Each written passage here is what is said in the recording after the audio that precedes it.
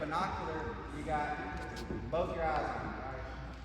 If you use a monocular, it's just one eye. Okay?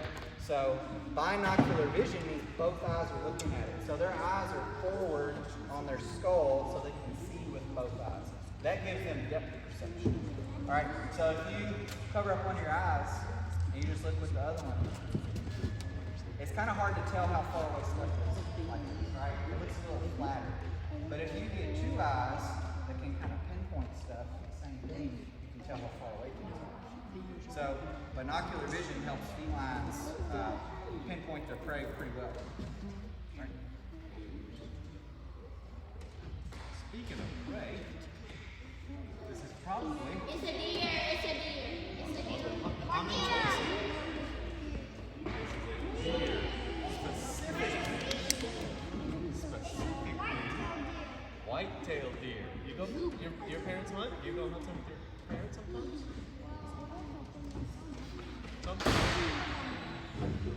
What a hunters like to brag about whenever they catch their deer, hunt their deer. What was it? Tell me up here. What is it? Antlers. How many points? Now deer, their antlers are made of a very common material that even you have. It's not just the, what is it? It's actually not. It's bone.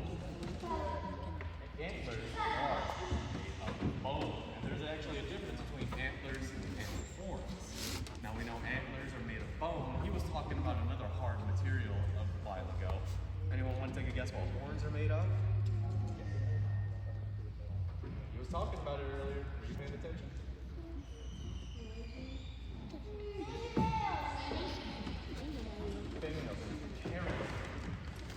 That's the main difference for a female. They'll go out, they'll find a group of males and females and just butt heads against each other to try and win over whatever female is watching. Sometimes it might get hurt, but it works for them. And as soon as breeding season's over, those antlers will just fall off, and then another set will grow later on in the year. All right, these will be our last two here, and then we'll swap to something else. So, what do you notice about these two critters? What do you notice about them? Two different colors? Tell me about their shape. What do they look like? A stick. Long and skinny, right? Okay. So what are they? Ferrets. An otter and a... So you're kind of on the right track. They're kind of like ferrets, right? Or weasels. So they may be in the one of them weasel. an otter. Otter. And not a weasel. There's a mink. Mink. All right, so this is an otter and this is a mink. Now, I was telling you earlier that what we have here, these are things found in Tennessee. All right, so do we have otters and mink at Wheelfoot Lake? Otters? Yes, we do. We do. I've seen otters at the Mississippi River, which is just down the road from us, but I've actually seen otters playing off of our boardwalk. All right, so do we have mink? Yeah, we got mink. Mink are really shy. Everybody seen a mink before? Yeah. Mink are really, really shy. So if you get to see a mink, it's kind of rare. It's a neat little treat because they're shy, they're mostly nocturnal, and they keep to themselves. So you don't really see them a whole lot. I've seen a few run over on the road, but one time I was at a park in Nashville, and I used to work there. And it was a really cool place because it was like this little green circle in the middle of like suburban Nashville. So there's like houses everywhere, but then there's this little green circle in the middle of it. So all the wildlife is kind of concentrated there. And I got to zoom in on my camera and I was taking pictures and I was messing with settings. I zoomed in on my camera digitally, and it turns out, and he started moving around too, so I got to see him better. He had actually killed a muskrat and was dragging him down the shore. So this guy right here killed this guy right here and was like dragging him down the shoreline. So that was really see just because they're so secretive. They don't like to be spotted. All right, so otters, they like to play around. They're vicious little animals, though. They look cute and cuddly, but they can rip into a fish in about 2 seconds. So they're vicious little critters. All right. So the last thing I've got up here is the skull. We'll use this one later. Anybody know what kind of skull this is?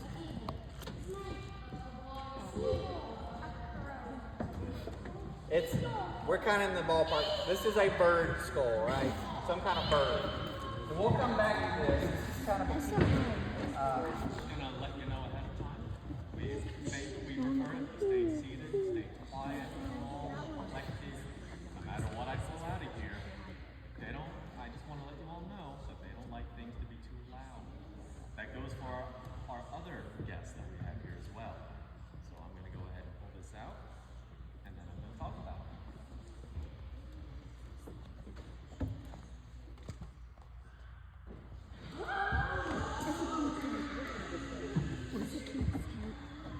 Go ahead and say what it is.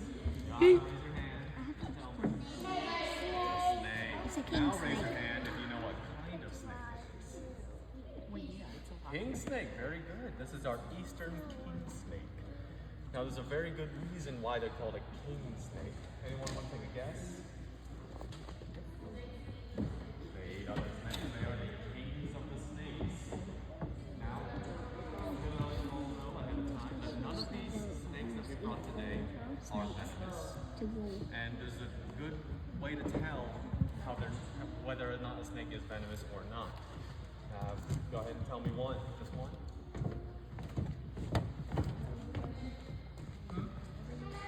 Ringneck. What's one way?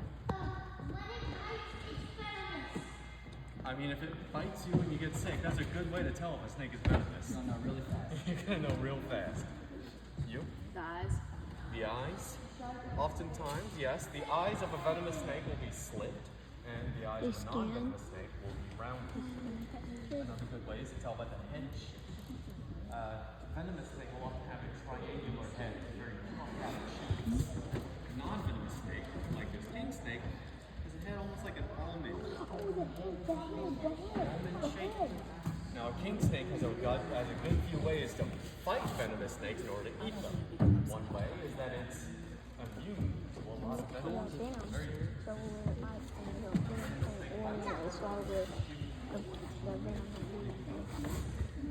Another way is by the way she hunts.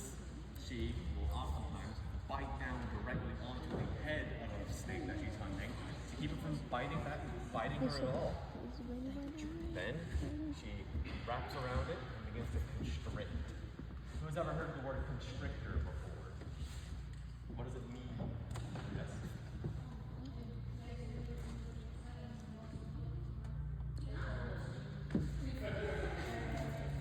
Well, we're not going to let anyone hold any of our animals today, but if you're very good, we might let you pet them. At least the ones that we have right here. A constrictor, as he said, is a snake that'll wrap around its prey and begin to squeeze as hard as it can. When the prey suffocates, it'll unhinge its jaw as hard as it can and swallow its prey. Snakes will usually eat once every few weeks, actually, because of their very slow metabolism. And the reason it's slow, I'll let him go into that once he's done in a second. So because of the nature of king snake, we like to keep these guys apart. And why is that? Because it might eat it. Because that one might eat this one. So not only do we keep them apart, but we try not to handle any other snakes after or before the king snake. Because we get the scent on our hands and the king snake says, oh, is there a snake here? I might try to eat one of your fingers because it kind of looks like a snake. So this is the next snake we brought. Anybody know this? Little snake, that's a great guess. This is not a little snake. Good try. Yes. Corn snake. Yes, this is a corn snake. All right, I have a lovely corn snake bracelet today, and it could be yours for the Lolo Pride. So corn snakes, there's a couple of, not really myths, I guess, explanations for how they got the name. One of them is they're belly. Let's see the corn snake's belly. Kind of polka dotted black and white, right? Can you see that? And this is his belly. So the belly kind of looks like maize. Anybody heard of maize? M-A-I-Z-E? What's maize?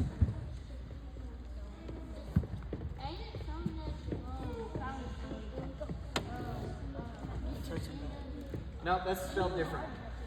This one I'm talking about has got a Z, an I and a Z. So M-A-I-Z-E. You're thinking of M-A-Z-E, which is like, you go through like turns and twists and dead ends and then you try to get through. So, good guess. But this is a different type of maize.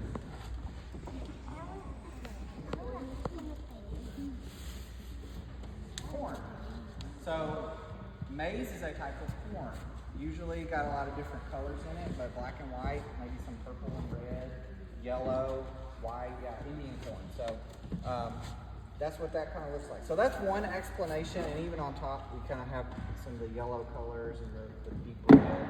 So the coloration kind of resembles maize, which is Native American corn, so corn snake. The second explanation how to recognize is also has to be corn.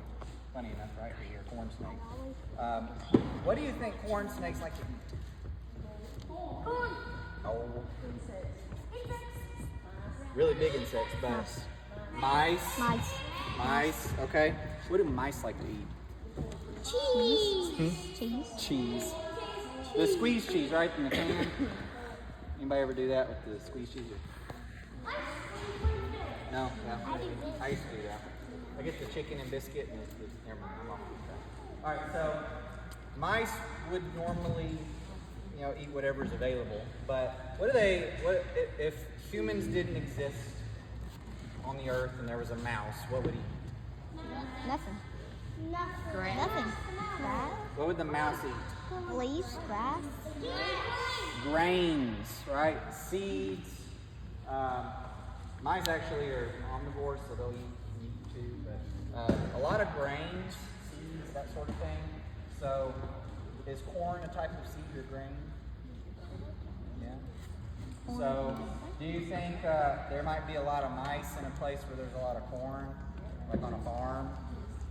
So you got your farmer, he harvests all his corn, he puts it in one of those big grain silos. He's got like thousands and thousands of pounds of corn in there, and that brings in rodents. And what is attracted to a lot of rodents? Snakes, right? So you see this snake hanging out in your corn all the time, you might call him a corn snake, right? So corn snakes, there's a couple of ways they got the name or explanations. I don't know which one's true. Maybe both of them are true.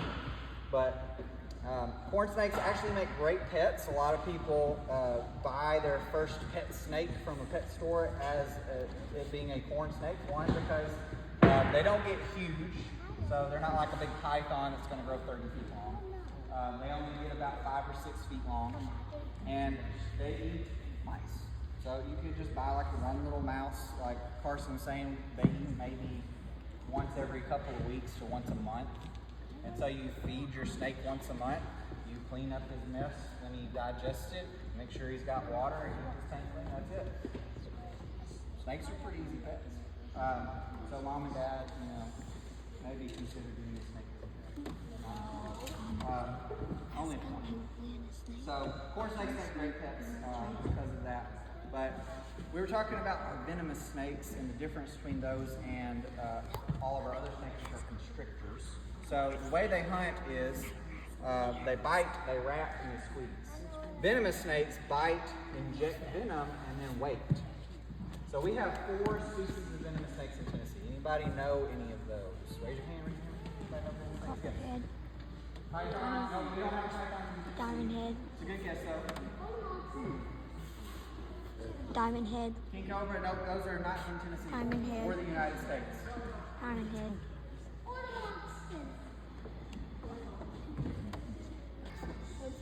27, 40. 40. Oh, great 25. guesses. You're kind of getting close. There are 35. So, if you know the 4, the other 31 are harmless. They're non-venomous, all right? So, if you can identify those four snakes, and it's a combination of a lot of things. We talked about some of those. The pupils are elliptical, so they look like a cat eye, right? So everybody's seen a cat eye before. It's kind of like this little Line. sliver, and then when it gets dark, it gets wide. So they got an elliptical pupil. Their head shape is usually triangular. That's not the best way, but if you combine it with some other things, you could look at the pattern and the coloration. So copperheads, they have Hershey kisses on them. Do you know that? So a copperhead pattern looks like a Hershey kiss on the side. So there's different ways to identify our venom snakes and non-venom snakes. But again, if you know those four, you're set. Now, how dangerous are these snakes? How dangerous are copperheads and cottonmouths? Are you going to die in like 5 minutes? Do you know how many cases in Tennessee there are of somebody dying from a copperhead? Like all the history of Tennessee that we have and all the medical records we can find. How many people have died from a copperhead? Again, good guess. How many? Not yet. 5. Like all of Tennessee's history, from like 17. When did we become a state? 17 something? 96? 1796? 200? 200? No, nothing? You got anything? Just throw out a number. 200, okay. 55. Okay. 190. Wait, you're not very smart, right? You got a new brain. So the brain case is right here. So compared to the rest of the skull, how big is the brain case? Not very big. A peanut brain, right? Yeah. But bird it's so brain. smart. So there's another section of the skull that actually takes up a lot of space. Anybody see that? The eyes. The eyes. The eyes. See the eye socket? Look how much space that takes up. Takes That's up like, a most hawk. birds takes up like 40 to 50% of their skull space for their eyes. So birds in general, and especially birds of prey, their vision is fantastic. So our first bird of prey, Carson's got ready. He's gonna bring her out and talk about her. That's the smallest That's the small. My Daisy. That's an eagle. I just saw one. So who knows what kind of bird Daisy is? What?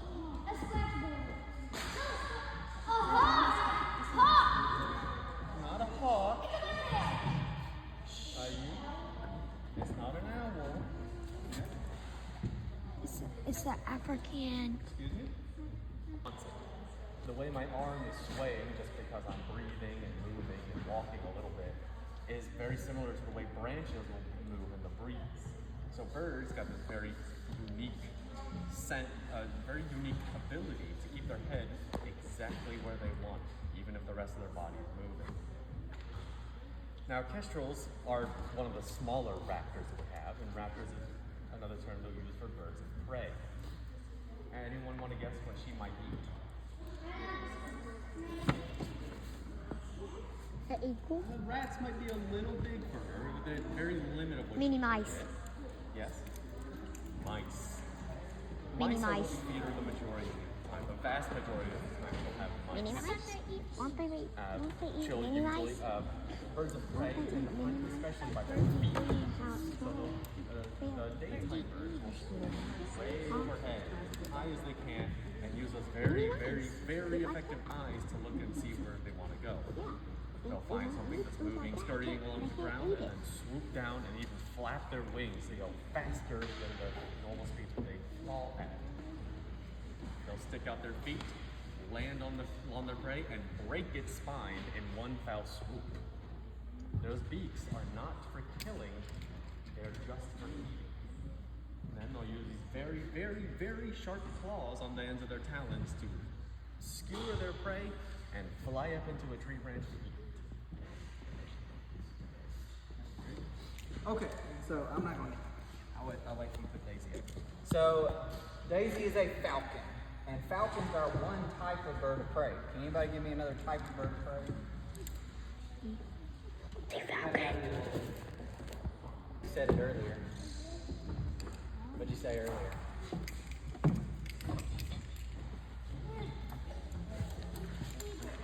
Hold that thought. We'll come back. All right. What else?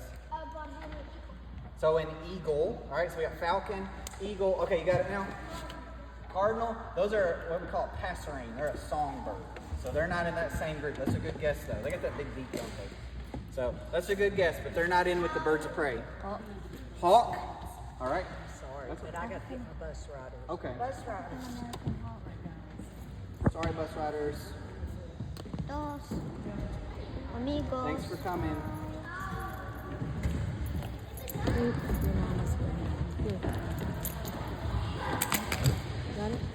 All right, so we've got, let's say, falcons, eagles, hawks. What else? Owls. Yeah. Owls. Vulture, they're kind of sort of, but kind of not.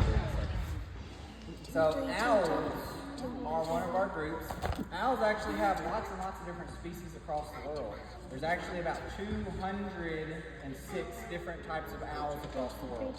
So in Tennessee, we have 4 that stay here year round. Okay? So what is our smallest owl? Anybody know the smallest owl? The screech owl. What else? What's our next one? Eagle owl. Those guys are over in like Asia. So we don't have eagles. They're big. They're really big. The hoot owl, there's 2 types. What we call hoot owls. All right. So one of them is this one. This is a barred owl. All right. The other hoot owl is a great horned owl, which is about this big. They're big. They're kind of like the eagle owl you're talking about. All right. And then there's one more. This one's sometimes called the ghost owl. The ghost owl.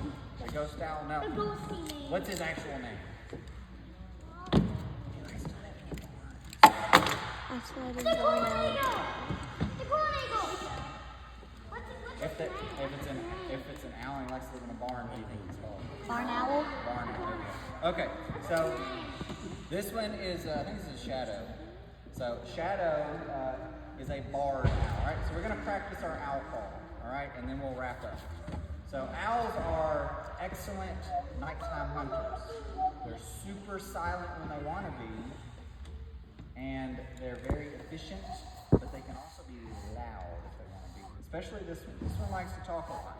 So we're going to practice the call of the barred owl, all right? So we're going to do it in phases. We'll build up to it. We'll warm up, and then we'll do the full thing, and then you will be expert owl callers, okay?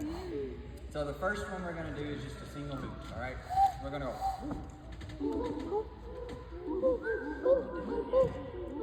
Good. Okay. Simple enough, right? We're going to do 2 now, okay? Kind of sounds like a dog. Sorry, distance. Okay. Now we're going to do 3.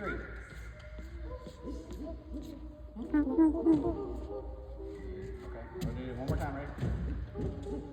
All right, now we're going to add the 4th one. There's a special rhythm to it, okay? So listen to the rhythm and then copy what I do, okay?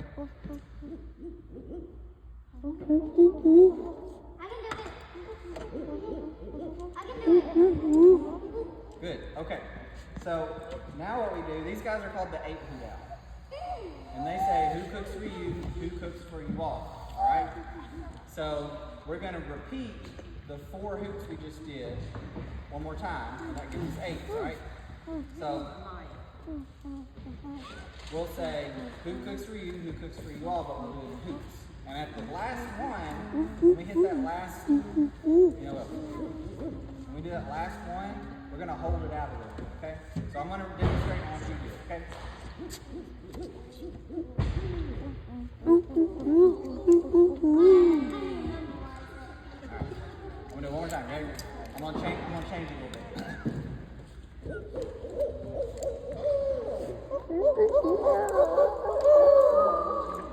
That's pretty good. Now, when barred owls get to calling each other, by the way, if you can do that, which all that sounded great, if you can do that when there's a barred owl nearby, you can actually call them too.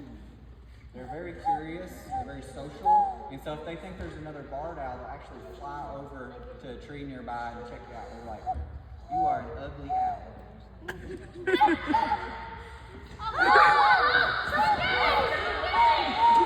I got it. All right, so if you can sound like an owl, need somebody else?